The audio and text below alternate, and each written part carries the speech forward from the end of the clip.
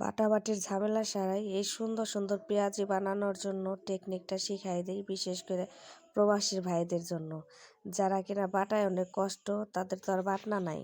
তো তাদের জন্য এই টেকনিকটা শিখিয়ে দিই। লাগবে একটা পাতাকপি, তারপরে বেসন, তারপরে সিদ্ধ ডাউল, তারপরে কুচিয়ে নিতে হবে পেঁয়াজ মরিচ। তো এগুলো সব কিছু একসাথে মিক্স করে তারপরে ভালোভাবে চটকাই নিয়ে আঠা করে চটকাই নিয়ে তারপরে পেঁয়াজিগুলো বানাইতে হবে। তো দেখতে অনেক পাকোড়ার মতো অনেক ক্রিস্পি হবে, মচমচ করবে। তো আমার মা সবগুলো দিয়ে এখন ভালো মতো চটকে নিতেছে।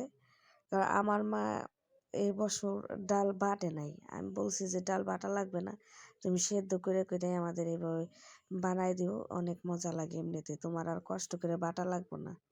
তো এর কারণে আমার মা সত্যি তাই করছে, এবার ডাল বাটে নাই, এবারে তো এরকম করতেছে সিদ্ধ করে তারপর সব কিছু মিক্স করে পেঁয়াজিগুলো বানাইতেছে।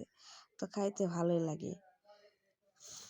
তো এই তো আমার মা চটকাই নিতেছে, এখন তেলে ভাইজে নিব। তো কড়াইতে তেল দিয়ে দিল, আপনাদেরকে দেখাই যে অনেক মচমচে অনেক সুন্দর হয়। তো এখন এই যে পেঁয়াজিগুলো দিয়ে দিতেছে। এগুলো আমরা ইচ্ছা করলে ইফতার টাইমের জন্য রেডি করতে পারি বা এমনিতেও খাওয়ার জন্য ভাতের সাথে রেডি করতে পারি।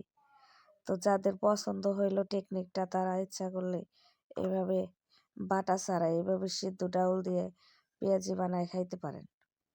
এটা অ্যাকচুয়ালি পাতাকপির পাকোড়া হয়েছে, এটা পেঁয়াজি না, বলতে পাতাকপির পাকোড়ায়, যেহেতু পাতাকপিও দেওয়া হয়েছে তো পাতাকপির পাকোড়ায় বলা যায়। তো যে যেটাই বলেন, এখানে পেঁয়াজ অনেকগুলো দেওয়া হয়েছে, পাতাকপিও দেওয়া হয়েছে, তো যে যেটা বলে